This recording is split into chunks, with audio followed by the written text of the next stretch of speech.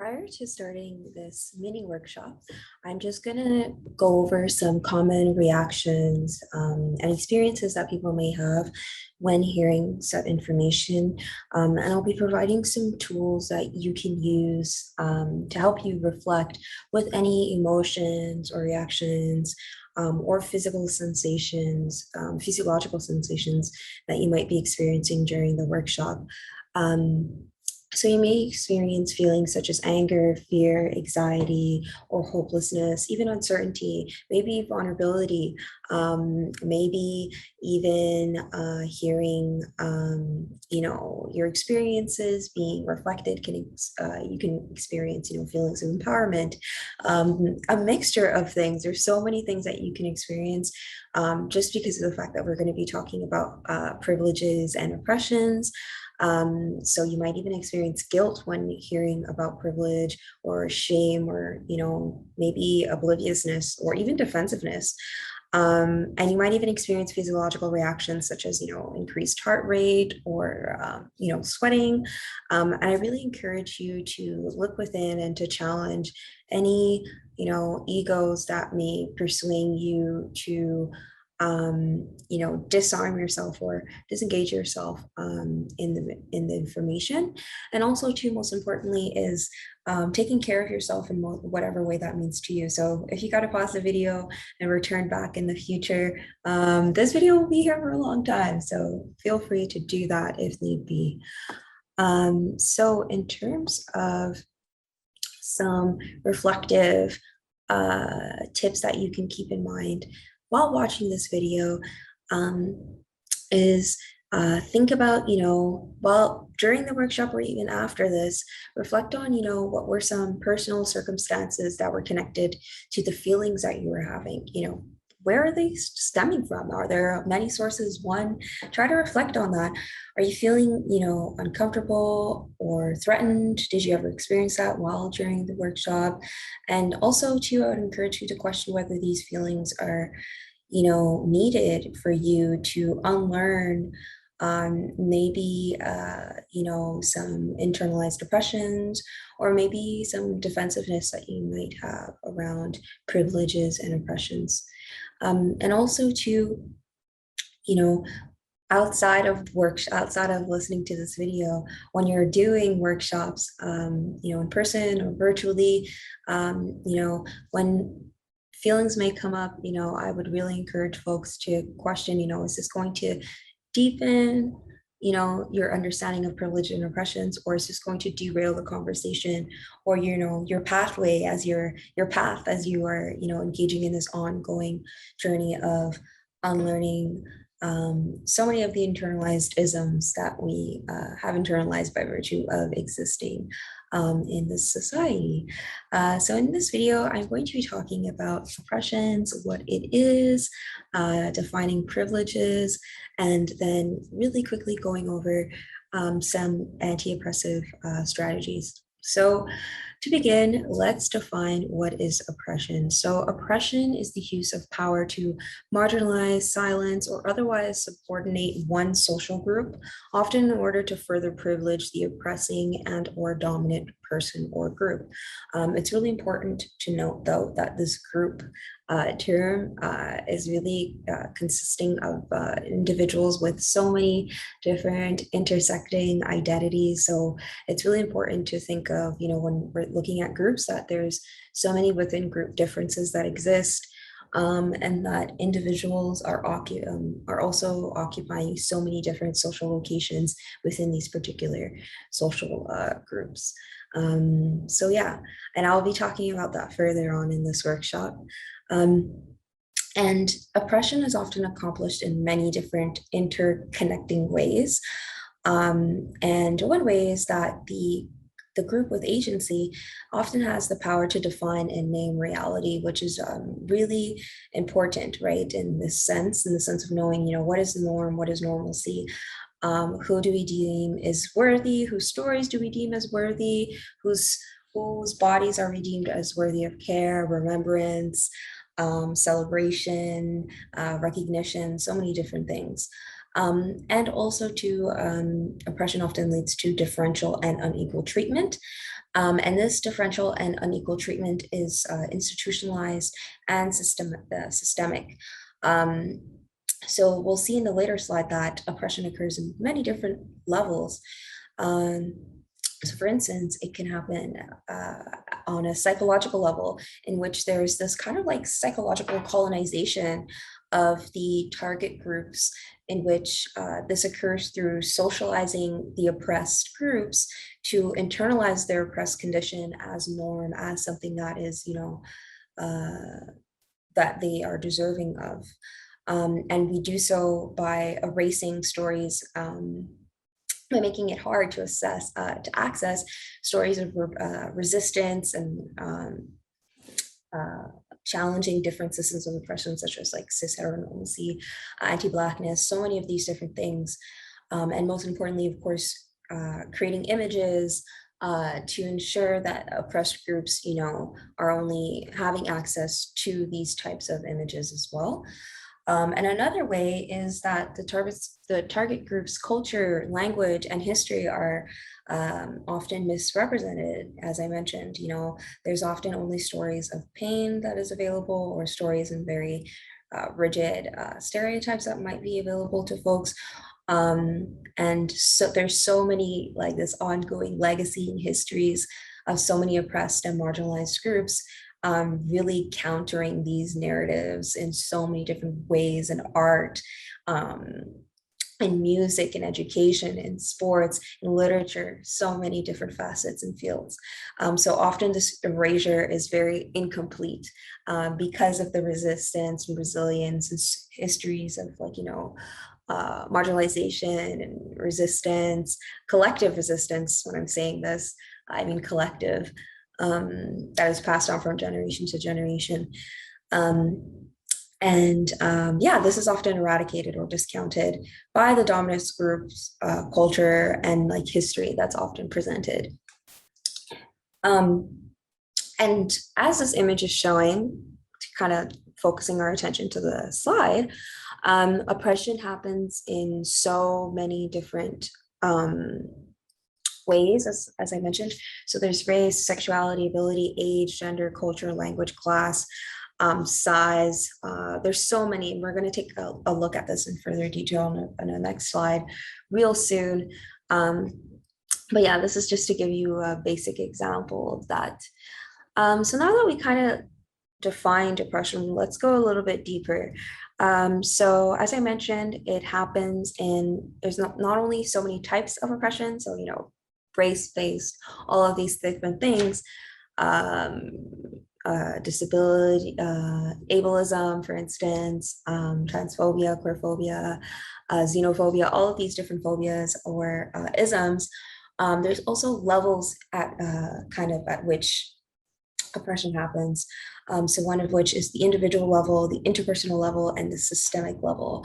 And all of these, although I'm going to be talking about these separately, it's really important, and I'll give examples, to really consider this as something that's happening all at the same time. They're all interconnected. They're not working separately, but rather interdependently. So at the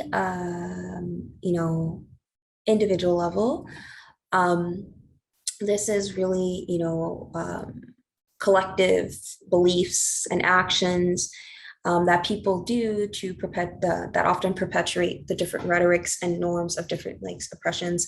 So for instance, like inter-partner violence is the perpetuation of rape culture, of patriarchy, the murders of missing and murdered Indigenous women, girls, Two-Spirit, and Indigenous trans folks is also to the perpetuation of cis heteronormativity, colonization of the land and of Indigenous bodies. So yeah, it's really important to view individual oppressions as not only something that is a reflection of, kind of those bigger isms like racism, transphobia, all of these things, but also something too that is a collective experience, right? because these things are often having like a historical like continuation because of the power, the structural nature of oppression, and also too because of the fact that people, they don't, despite Western norms of individual ideas of existence, individuals exist in harmony with other people. Um, so that's really important to recognize, what happens to an individual is happening to a group. And as that individual, comes a part of a group, is a part of a larger group. Um, yeah, so, and people have ancestors and all of these different things. So it's really important to kind of look at that in this, to look at that in this way. To not only look at, oppressions as something that is like kind of like this ongoing thing, but also to the resilience, the resistance is something that's also simultaneously to another thing that's ongoing for many generations as well. So looking at, that those two things go on together. So yeah, that was a little baby rant. So in terms of the individual level, going back to that, these kind of beliefs and actions, that you might do could be totally conscious and or unconscious. Again, by virtue of navigating the societies we live in, we internalize a lot of different isms at a very young age through so many different, ways: TV, media, family, hospital, so many different things. And then we have the interpersonal level, which this is kind of the interactions between different people. So as I was mentioning, intimate partner violence. And this is this kind of like interactions can happen at multiple levels. So not only just at the individual levels between two people or a dyad or a triad or, a group of people in the context of, for instance, thinking about police violence, police brutality against Black people, that's speaking at collective, for instance. But it can also, this kind of interactions can also take place at the institutional level. So thinking about, for instance, the overrepresentation of Indigenous and Black people in prisons, the experiences of cis heteronormativity and transphobia, queerphobia, so many different phobias of trans women who navigate the prison industrial complex. So yeah, that's just to give you an example that this kind of like interactions can happen at so many different levels. Which brings me to the institutional level, which are policies and practices at the organizational level, the provincial level, the federal level, for instance.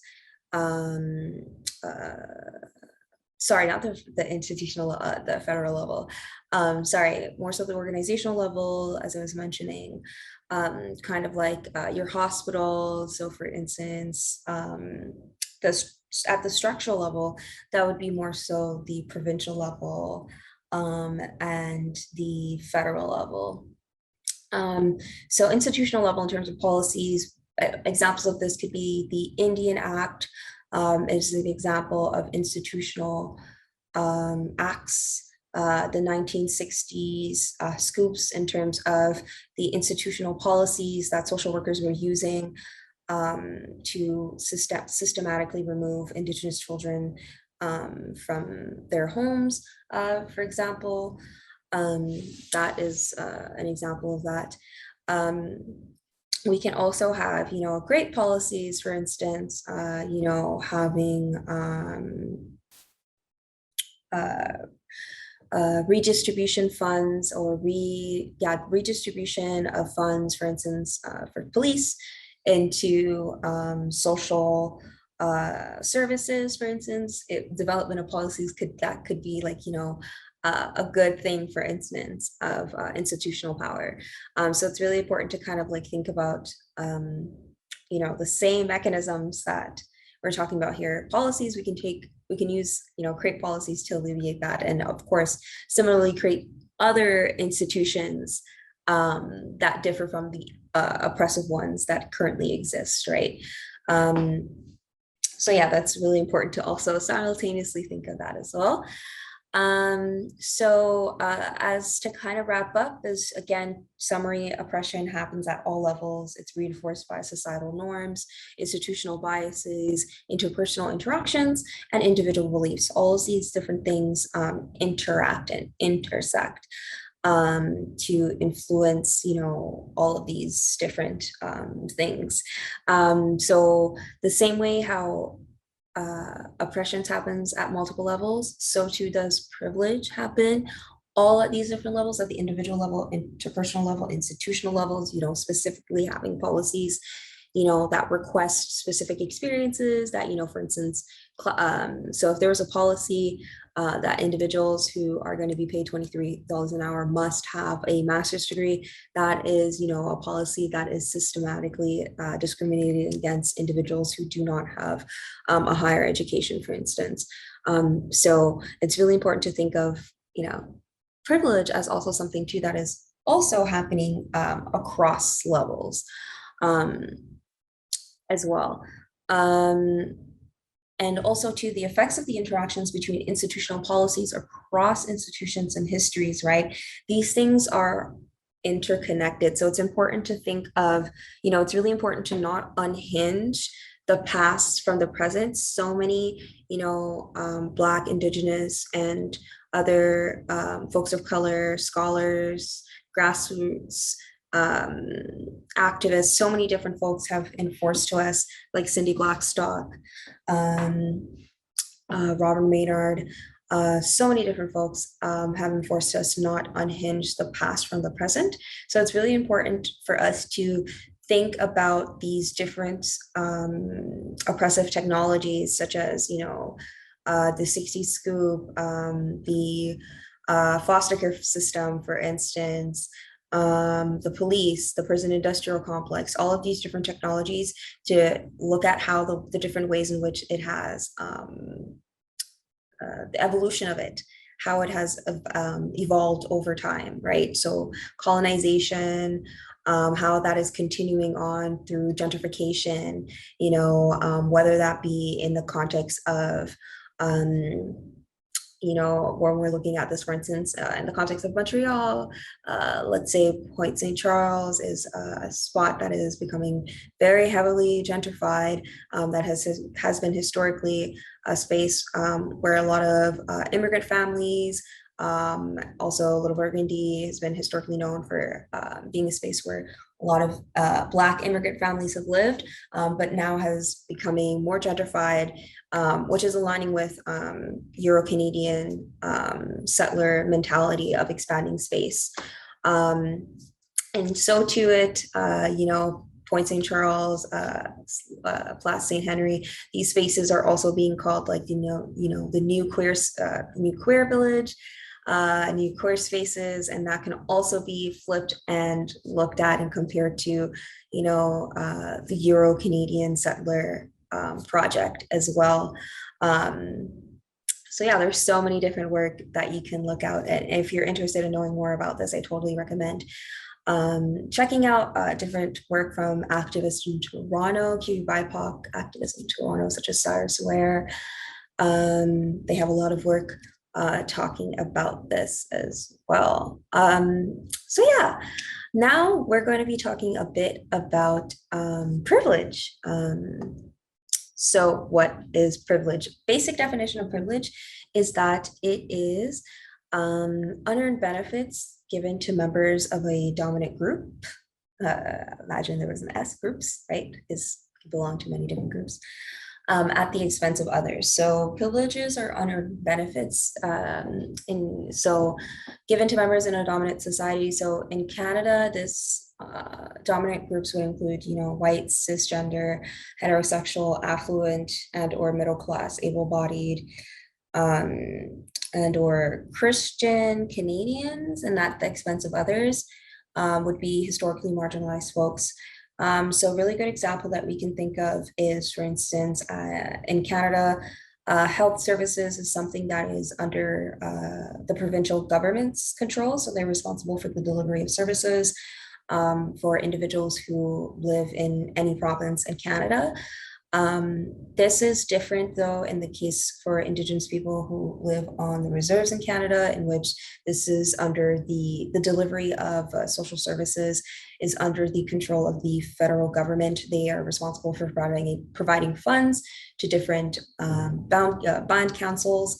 Um, and a lot of different Indigenous elders, activists, land defenders have shown years and years of evidence, such as Cindy Blackstock, of the federal government historically underfunding Indigenous communities when it comes to social services.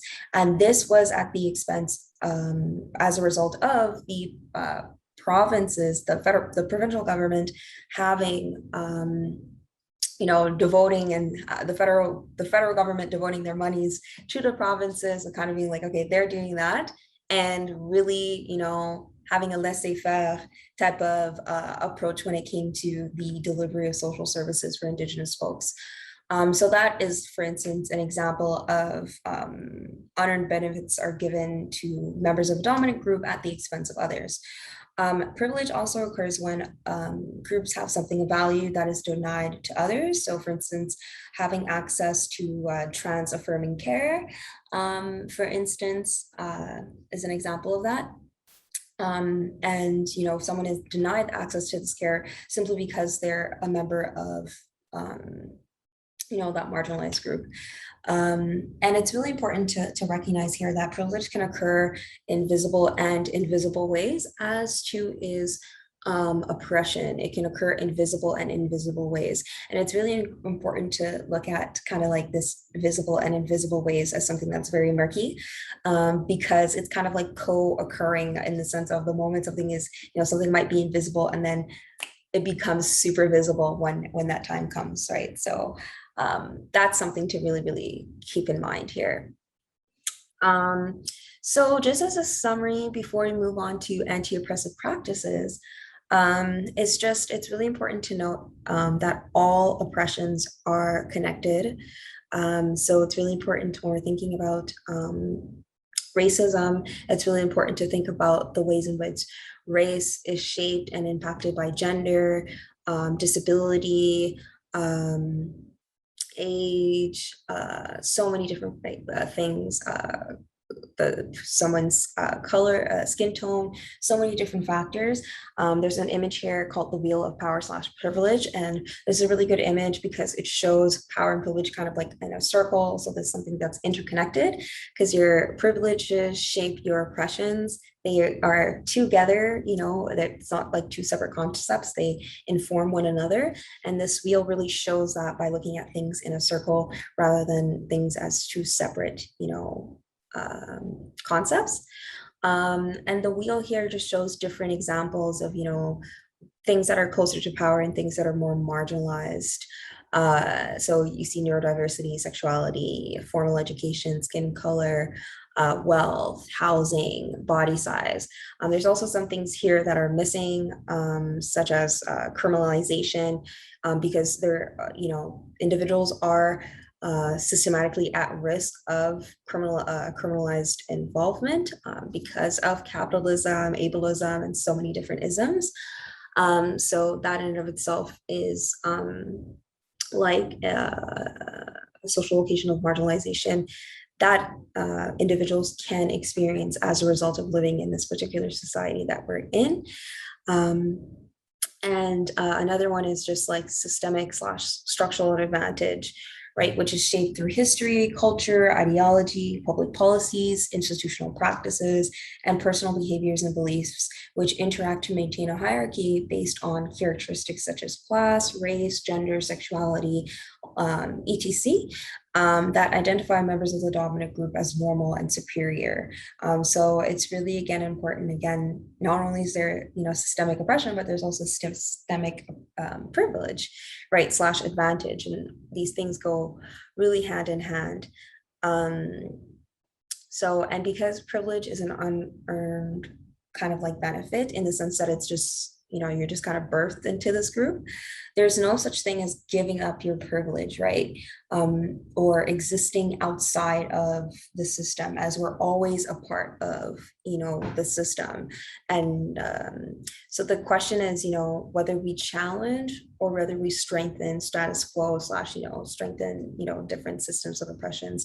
So it's really important for when we're fighting for different oppressions, such as like gender equality, that we're really thinking about this in this intersectional way. So recognizing the idea that people experience oppressions in ways that intersects with other oppressions based off of the other social locations that they possess by virtue of the embodied identities that they may have, such as being, a Black, fat, trans person, for instance. These are going to make the person experience an interconnected experiences of power, privilege, and oppressions. And this person's also going to be equipped with various histories of, oppression, resistance, and joy as well. So that's also another thing to think of, because again, just kind of taking like a counter narrative is what I'm trying to really push here in this quick little workshop, is kind of looking at oppression as something that is like interconnected with privilege, but also to thinking about oppression as something that is a collective experience in which there's a collective histories of resilience, oppressions, pain, joy, so many different things that coexist because of the coexistence of time. Not only time, but also because of the continuation and the evolution of different oppressive technologies that exist in this society. Okay, so now that we looked at that, I'm quickly going to just go over what is anti-oppression. So anti-oppression practices are strategies, theories, and actions that challenge social and hierarchical inequalities and injustices that are systemic to our systems and institutions through policies and practices that allow certain groups to retain their autonomy. And the key word here is retain their autonomy, not like give it back, because these people always had autonomy or always having collective resilience, and challenging and existence of like this existence has always existed despite this attempt to erase these histories. So it's really important to recognize, autonomy has always existed, and these people, historically marginalized people have, not only stories of pain, but stories of resistance to collective resistance. And yeah, this resistance is not, when I'm saying this too, this is as a disclaimer, this is not in the sense of like resistance in the sense of like, oh, you are fulfilling all of Western's ideals of success. So you went and got like X, Y, and Z degree. You speak very affluently. No, I'm talking about resistance in the sense of challenging, systems of oppression, cis heteronormativity, being able to have stories of your elders, histories and legacies and cultures, and having access to that, and celebrating that and honoring that. So those is what I mean when I'm saying resistance. But anyway, back to anti-oppressive practices. So for us, or for many of us, you being able to actually develop policies at like a macro level is not necessarily accessible to everybody, or even within an organization. Maybe you don't work at an organization or things of that nature, but a really great way in which we can implement anti-oppressive practices in an easy way is in our day-to-day lives, in our social relationships, right? As we saw before, oppression happens in interpersonal interactions, and a really great way we can challenge that is through the use of anti-oppressive practices in our day-to-day. So this involves recognizing, acknowledging, and validating the oppressions that exist in our society. And it's really about, again, giving space for this person to have the power to name their experience and for us to really be there to listen. And it also involves minimizing the power hierarchies between yourself and marginalized people. And again, the key word here is minimize, not erase, because unless, you're doing some like abolishment of different, institutions and policies, right now, using these types of practices is going to minimize, but not necessarily eliminate, right? And this also too involves, acknowledging your own privileges and oppressions, which influences your capacity to do work. So, example, does your privileges make your concerns and your views of art, your cultural views of art, kind of what is centered in your workspace slash in your educational institution? Does your oppressions make your opinions, your cultural artistic, contributions ignored? Are you experiencing feelings of, being overworked? Are you doing the majority of those kind of like invisible slash emotional labor type of work? So that's what I mean when I mean here in the sense of your privileges and oppressions really shape your capacity to do work, when in these different social interactions. And it's really, really, really important to recognize that. Okay, so let's look at, what does anti-oppressive work look like in material terms? Now that we talked about it in immaterial terms, let's talk about what does it look like. So one, as I mentioned, unpacking and leveraging your privilege. So unpacking in the sense of reflecting, on one has your, privilege, one have you perpetuated oppressions, um, when have you taken this back seat, when you've noticed somebody else experiencing oppressions, when have you shown resistance or even derailed conversations around oppressions through privileges. And leveraging your privilege is something that happens in collaboration, and it's something that means you're working with rather than for other people. And also too is that you're working in this way, in a way where you're kind of embodying, kind of like being this active listener, right? You're using embodied active listening to really care and listen to the needs of the communities that you're working with, and working alongside. And it's always in ways that involves consent and continuous checking in. And number two is, of course, understanding and unpacking your oppressions. It's really important to recognize both of these things. As I mentioned, they go hand in hand. And number three is really seeking collective and individual healing from personal, community, and ancestral oppressions. And that can happen in whichever way that you have access to. It does not need to be in the sense of like clinical therapy. If you have access to that, and that works for you, amazing. But that can also be, attending spaces that are reserved for people with similar embodied identities and stories as you, eating food that's reminiscent of your culture, if you have access to that. Watching and listening to literature from people that, share similar values to you. Small things like that is also, doing that healing work as well. Also too is acknowledging and respecting the collective resilience of marginalized people surviving and thriving creatively while experiencing oppression. So it's really important to highlight, when talking about oppressions or the experience of more marginalized people, to really do this in this way that really shows the beauty, like the colorful nature of these experiences, and show how people are surviving and thriving while experiencing oppressions is really important, in the unique ways in which people continue to exist in ways that are dependent from institutional powers. So that would be really great.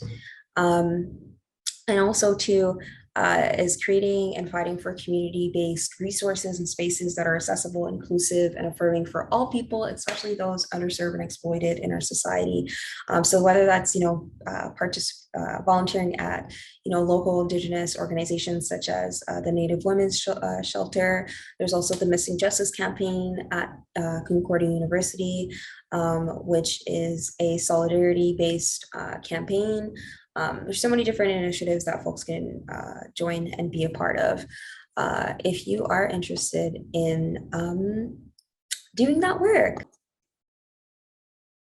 And the final anti-oppressive strategy is decolonization, which simply put could be understood as taking away the colonial. So taking away the colonial in this sense means, taking away or decentering Western, oppressive Western ideals and ways of understanding. So the colonial in this context for us, for individuals living in Tiohtià:ke, Muniang, and Montreal, this would mean, taking away Canadian or Euro-Quebecois ideals. So in Canada, where, the colonization, cultural, and ethno-genocide of Indigenous peoples who are the original inhabitants of so-called Canada occurred at the hands of European settlers and continues today through various forms such as gentrification and institutional powers such as prisons and health systems. Taking away the colonial usually means taking away Eurocentric values and ways of knowing. So this would be, European derived ways of being, believing, and doing implicitly or explicitly presented as, the standard or the norm. So in the sense of, Western societies, the norm is that there are only two genders, there's only two sexes, for instance. In Western societies, long hair is something that is associated with femininity. Short hairs is something associated with masculinity, for instance. And these standards were used to validate the colonization of Indigenous people. So various European standards in the sense of skin tone, way of life, ways of parenting, so many different things were used to demean Indigenous knowledges and ways of being as inferior. And these standards make up a belief system known as white supremacy, which was and is used to develop settler colonial governments, laws, social and economic systems. So white supremacy, we can think of white supremacy as this big umbrella, and underneath it, we have all of these different isms: racism, transphobia, cisnormativity, queerphobia, xenophobia, colorism, all of these different isms is being kind of housed underneath this bigger house of white supremacy. And in the context of art, right, if we were kind of trying to apply, what does this look like? What is, Eurocentric views in art? Where does that even show up? Does that show up in art? Yes, it does. Art can be used as a vessel to exemplify, what is true art, by through the centering of Western artists, especially Western artists who occupy, many identities, embody many identities of privilege, and also to, presenting only Western understandings of the natural world. So Western understandings of the natural world tends to be ones in which, humans and animals are very separate. There's no coexistence that exists within that, for example. So in this context, decolonization would really be meaning centering Indigenous worldviews, ways of knowing, Indigenous art. It could also be related to Indigenous resurgence, which is, Indigenous people reclaiming and restoring their language, land, relationships, help both independent of and with the support of non-Indigenous peoples.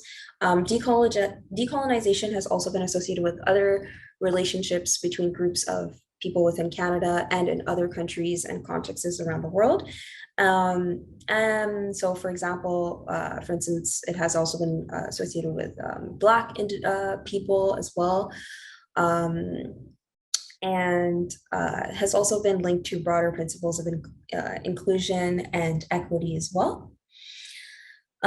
So kind of like, again, in inclusion, decolonization is the removal or the undoing of colonial elements.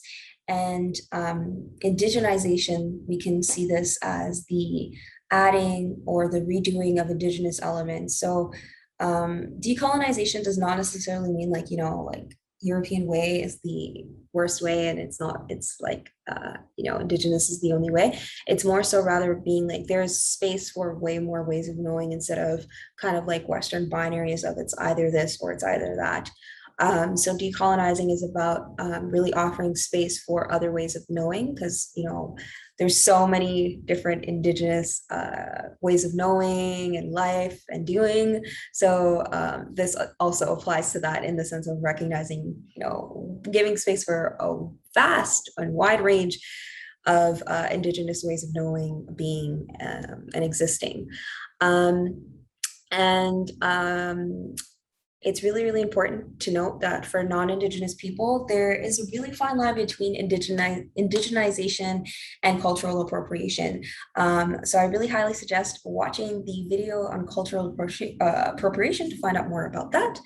And also to check out the book here that is listed in the slideshow, A Manual for Decolonization, as it really unpacks kind of this really, really kind of like fine line between cultural appropriation and really what does it look like and mean to really work in solidarity with Indigenous folks and to engage in this practice of decolonization. Thank you so much for listening to this workshop. Hope you have a great day.